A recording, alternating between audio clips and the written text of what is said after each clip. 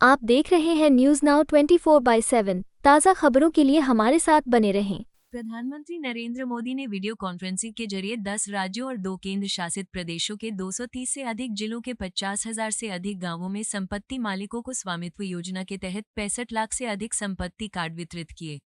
प्रधानमंत्री नरेंद्र मोदी ने स्वामित्व योजना के लाभार्थी मध्य प्रदेश के सिवनी के मनोहर और राजस्थान के श्रीगंगानगर की रचना से बातचीत की। प्रधानमंत्री नरेंद्र मोदी ने कहा, आज का दिन देश के गांवों के लिए और देश की ग्रामीण अर्थव्यवस्था के लिए बहुत ही ऐतिहासिक दिन है। इस कार्यक्रम में कई राज्यों के राज्यपाल शामिल हुए हैं। ओडिशा, छत्तीसगढ़, मध्य प्रदेश, राजस्थान, यूपी, महाराष्ट्र और गुजरात के मुख्यमंत्री भी हमारे साथ जुड़े हैं। हजारों ग्राम पंचायतों से जुड़े सभी साथी, स्वामित्व योजना के लाखों लाभार्थी। ये अपने आप में इतना व्यापक और विशाल कार्यक्रम है और आप सभी बड़े उत्साह के साथ इसमें शामिल हुए हैं। मैं आप सभी को बधाई देता हूं। प्रधानमंत्री नरेंद्र मोदी ने आगे कहा, 5 साल पहले स्वामित्व योजना की शुरुआत की गई थी ताकि ग्रामीणों को उनके घरों का कानूनी प्रमाण दिया जा सके। अलग अलग राज्यों में नाम अलग अलग हैं, लेकिन ये स्वामित्व के प्रमाण पत्र हैं। पिछले 5 सालों में करीब 1.5 करोड़ लोगों को ये स्वामित्व कार्ड दिए जा चुके हैं। अब आज इस कार्यक्रम में 65 लाख से ज्यादा परिवारों को ये स्वामित्व कार्ड मिल चुके हैं। यानी स्वामित्व योजना के तहत गांवों के करीब 2 करोड़ लोगों को उनके घरों का एक स्थायी कानूनी दस्तावेज मिल चुका है। प्रधानमंत्री नरेंद्र मोदी ने कहा, 21वीं सदी में जलवायु परिवर्तन, पानी की कमी, स्वास्थ्य संकट, महामारी जैसी कई चुनौतियां हैं। लेकिन दुनिया एक और बड़ी चुनौती का सामना कर रही है। ये चुनौती संपत्ति के अधिकार की है। कई साल पहले संयुक्त राष्ट्र ने दुनिया के कई देशों में जमीन जायदाद को लेकर एक अध्ययन किया था। नमस्कार। आज का दिन देश के गांवों के लिए, देश की ग्रामीण अर्थव्यवस्था के लिए बहुत ही ऐतिहासिक है। इस कार्यक्रम से कई राज्यों के माननीय राज्यपाल जुड़े हैं। ओडिशा, छत्तीसगढ़, मध्य प्रदेश, राजस्थान, यूपी, महाराष्ट्र और गुजरात के मुख्यमंत्री जी भी हमारे साथ जुड़े हैं। जम्मू कश्मीर के लेफ्टिनेंट गवर्नर, लद्दाख के लेफ्टिनेंट गवर्नर, वो भी हमारे साथ हैं। केंद्रीय मंत्रिमंडल के मेरे साथी देश के अलग अलग कोने में अलग अलग कार्यक्रमों में मौजूद हैं। राज्य सरकारों के मंत्रीगण भी हैं, सांसद हैं, विधायकगण हैं, अन्य सभी जनप्रतिनिधि भी मौजूद हैं। हजारों ग्राम पंचायतों से जुड़े सभी साथी, स्वामित्व योजना के लाखों लाभार्थीगण, ये अपने आप में इतना व्यापक और विराट कार्यक्रम है और आपने बड़े उत्साह के साथ आप सब जुड़े हैं। मैं आप सभी का बहुत बहुत अभिनंदन करता हूं। साथियों, 5 साल पहले स्वामित्व योजना शुरू की गई थी ताकि गांव में रहने वालों को उनके घर का कानूनी प्रमाण दिया जा सके। कहीं इनको घरौनी कहते हैं, कहीं अधिकार अभिलेख कहते हैं, कहीं प्रॉपर्टी कार्ड कहते हैं, कहीं मालम पट्टा पत्रक कहते हैं, कहीं आवासीय भूमि पट्टा कहते हैं। अलग अलग राज्यों में नाम अलग अलग है, लेकिन ये स्वामित्व के प्रमाण पत्र ही है। बीते 5 साल में लगभग 1.5 करोड़ लोगों को ये स्वामित्व कार्ड दिए गए हैं। अब आज इस कार्यक्रम में 65 लाख से ज्यादा परिवारों को ये स्वामित्व कार्ड मिले हैं। यानी स्वामित्व योजना के तहत गांव के करीब 2.25 करोड़ लोगों को अपने घर का पक्का कानूनी डॉक्यूमेंट मिला है। मैं इन सभी को बहुत बहुत बधाई देता हूं, अपनी शुभकामनाएं देता हूं। और आज के इस कार्यक्रम के कारण ये जिनके पास अब ये जमीन से जुड़े अपने सरकारी पत्र आ गए हैं, तो वो कैसे इसका लाभ ले सकते हैं, अभी मेरी बातचीत हुई, उसमें से जरूर आपको आइडियाज मिलेंगे। साथियों, 21वीं सदी की दुनिया में क्लाइमेट चेंज, पानी की कमी, स्वास्थ्य का संकट, महामारी, ऐसी कितनी ही चुनौतियां हैं, लेकिन विश्व के सामने एक और बहुत बड़ी चुनौती रही है। ये चुनौती है प्रॉपर्टी राइट्स की, संपत्ति के अधिकृत कागज की। कई साल पहले संयुक्त राष्ट्र ने दुनिया के अनेक देशों में भू संपत्ति को लेकर एक स्टडी की थी। इस स्टडी में सामने आया कि दुनिया के अनेक देशों में लोगों के पास प्रॉपर्टी के पक्के कानूनी दस्तावेज है ही नहीं। संयुक्त राष्ट्र ने एक साफ कहा कि अगर गरीबी कम करनी है तो वो इसके लिए लोगों के पास प्रॉपर्टी राइट्स होना बहुत जरूरी है। दुनिया के एक बड़े अर्थशास्त्री ने, इकोनॉमिस्ट ने, उन्होंने तो प्रॉपर्टी राइट्स की चुनौती पर एक किताब पूरी लिखी है। और इस किताब में वो कहते हैं कि गांवों में लोगों के पास जो थोड़ी बहुत संपत्ति होती है वो 1.5 कैपिटल होती है। यानी ये प्रॉपर्टी एक प्रकार से मृत संपत्ति होती है, क्योंकि गांव वाले गरीब लोग उस संपत्ति के बदले में कोई लेन देन नहीं कर सकते। ये परिवार की इनकम बढ़ाने में मदद नहीं कर सकती। साथियों, दुनिया के सामने मौजूद इस बड़ी चुनौती से भारत भी अछूता नहीं था। हमारा भी हाल वैसा ही था। आप भी जानते हैं कि भारत के गांवों में लोगों के पास लाखों लाख करोड़ रुपए की संपत्ति होने के बावजूद भी उसकी इतनी कीमत नहीं थी। वजह ये, क्योंकि लोगों के पास अक्सर घरों के कानूनी दस्तावेज होते नहीं थे। इसलिए घर की मिल्कियत को लेकर भी विवाद होते रहते थे। कई जगहों पर तो दबंग लोग घरों पर ही कब्जा कर लेते थे। बिना कानूनी दस्तावेज के बैंक भी ऐसी संपत्ति से 4 कदम दूर रहते थे। दशकों दशक से ऐसा ही चल रहा था।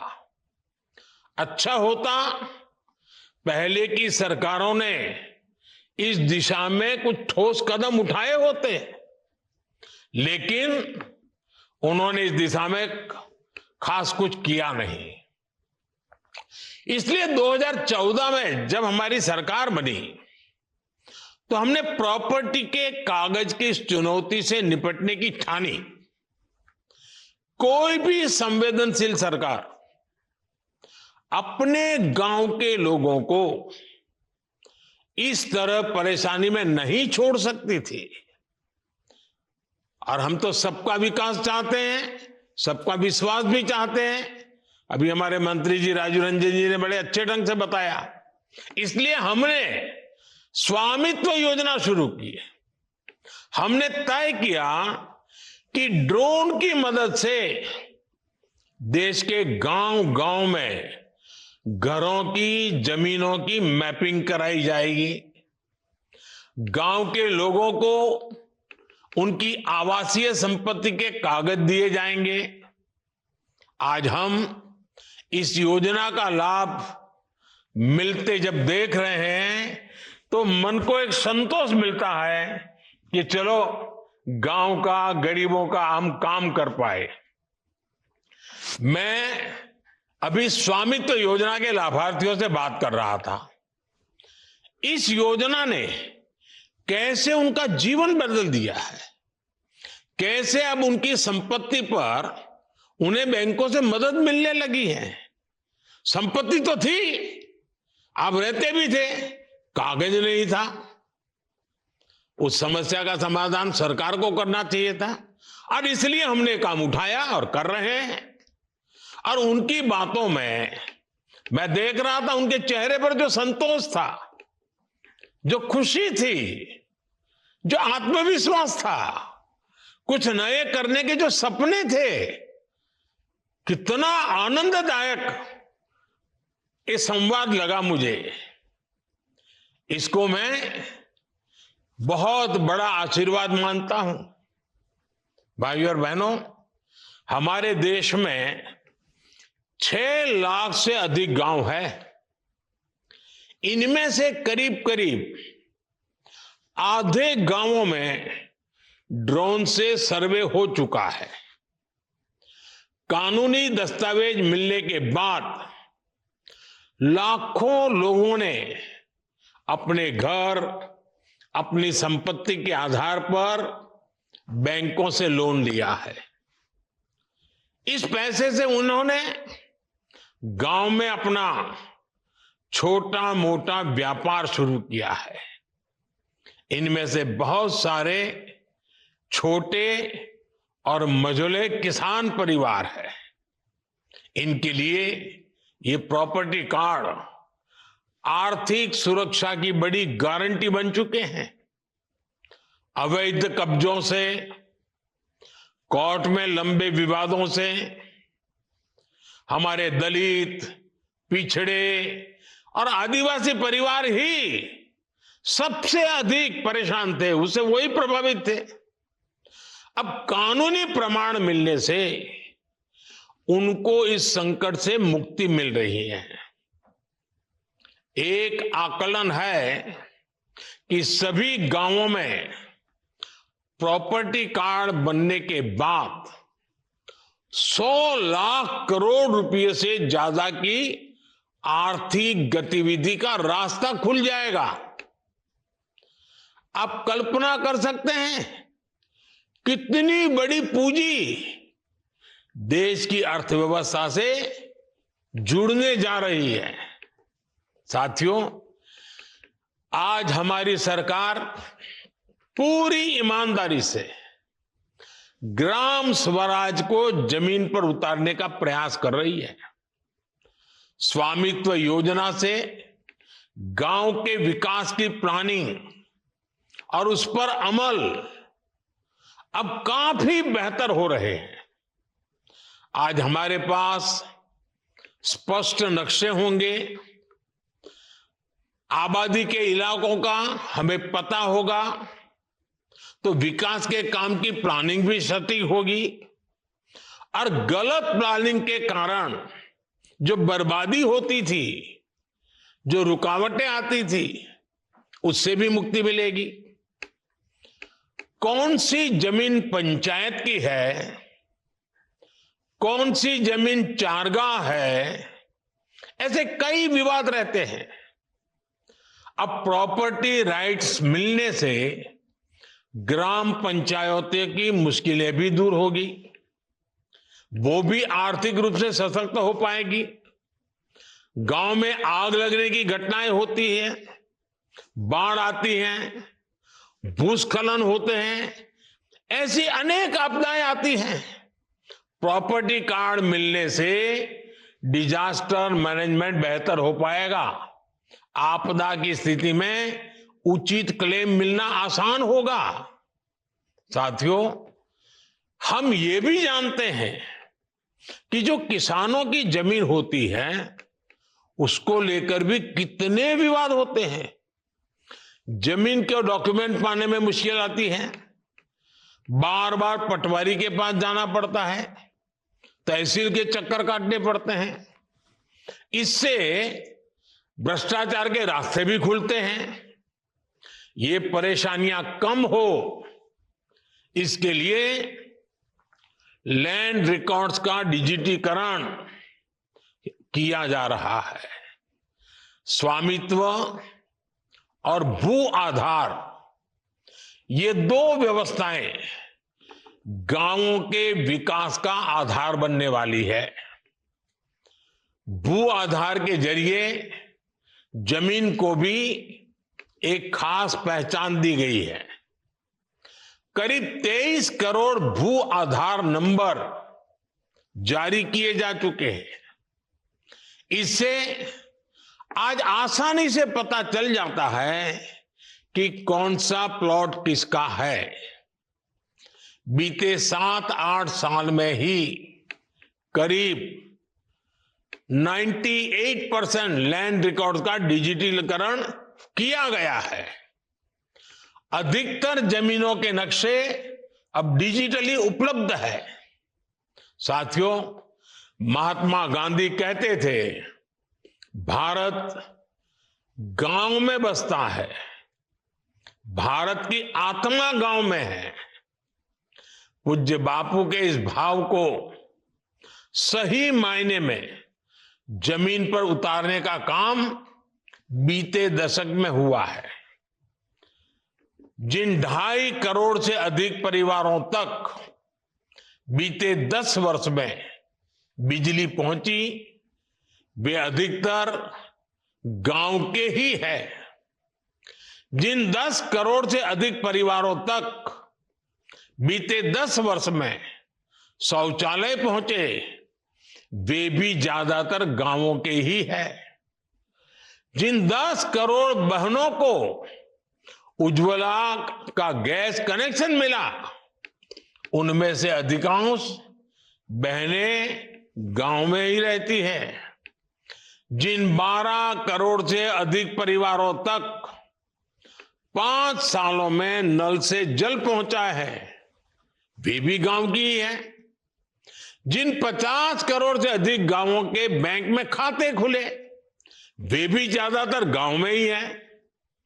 बीते दशक में 1.5 लाख से अधिक आयुष्मान आरोग्य मंदिर बने, अब वो भी ज्यादातर गांवों में ही गांव के लोगों के स्वास्थ्य की सेवा करते हैं। आजादी के इतने दशकों तक हमारे गांव के करोड़ों लोग ऐसी मूलभूत सुविधाओं से वंचित थे। हमारे दलित, पिछड़े, आदिवासी समाज के परिवार सबसे ज्यादा अभाव में थे। अब इन सारी सुविधाओं का सबसे अधिक लाभ भी इन्हीं परिवारों को ही हुआ है। साथियों, गांवों में अच्छी सड़कें हो, इसके लिए भी बीते दशक में अभूतपूर्व प्रयास किए गए। साल 2000 में जब अटल बिहारी वाजपेयी जी प्रधानमंत्री थे, तब एक प्रधानमंत्री ग्राम सड़क योजना शुरू की थी। तब से लेकर आज तक करीब 8.25 लाख किलोमीटर सड़कें गांवों में बनाई गई। इतने सालों में 8.25। अब आप देखिए, 10 साल में हमने 3.25 लाख किलोमीटर, यानी लगभग आधी सड़कें बीते 10 साल में ही बना दी है। अब हम सीमा पर स्थित दुर्गम गांवों तक कनेक्टिविटी बढ़ाने के लिए वाइब्रेंट विलेज कार्यक्रम भी चला रहे हैं। और साथियों, सड़क ही नहीं, गांव में इंटरनेट पहुंचाना भी हमारी प्राथमिकता रही है।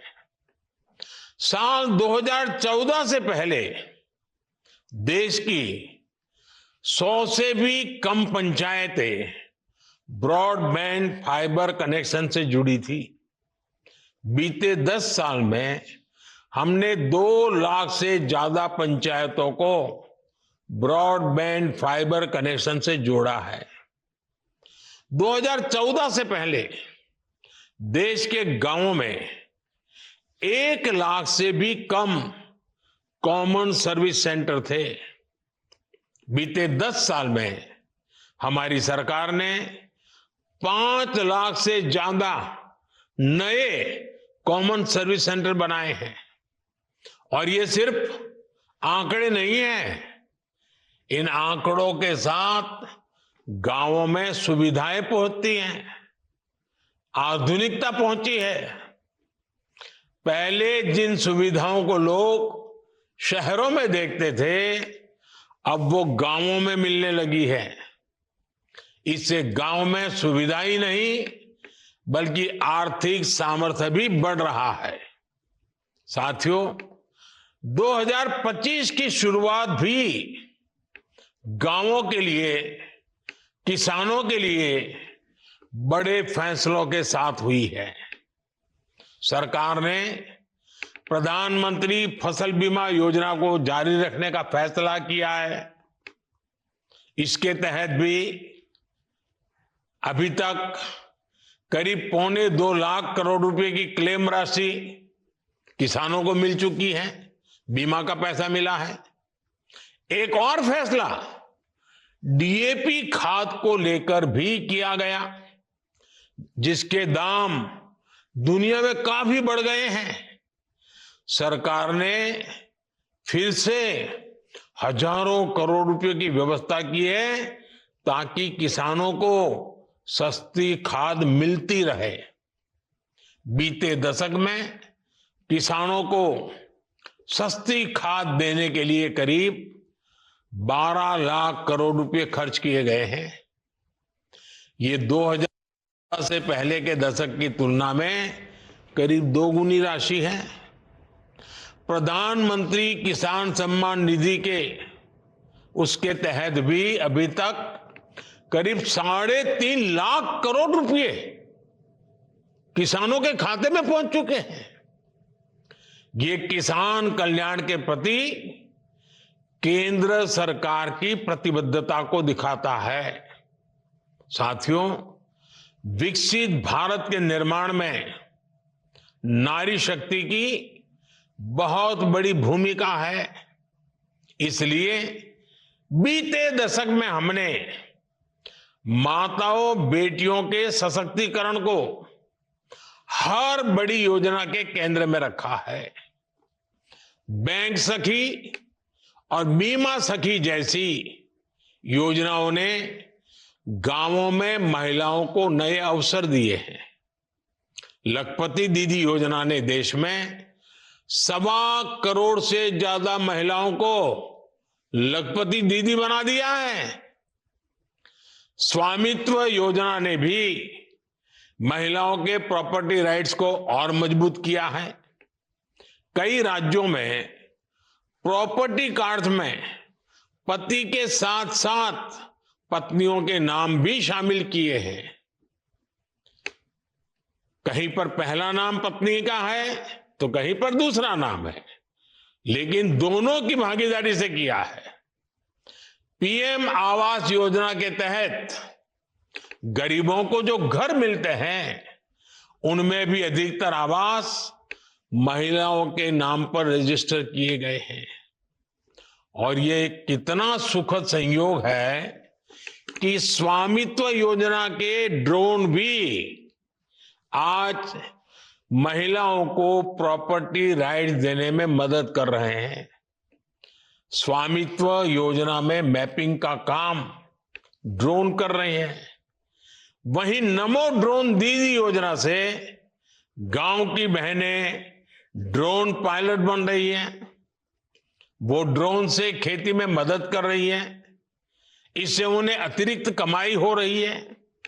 साथियों, स्वामित्व योजना के साथ हमारी सरकार ने गांव के लोगों को एक ऐसा सामर्थ्य दिया है जो भारत के ग्रामीण जीवन का पूरी तरह कायाकल्प कर सकता है। आपको यह वीडियो पसंद आया हो तो इसे लाइक करें, हमारे चैनल को सब्सक्राइब करें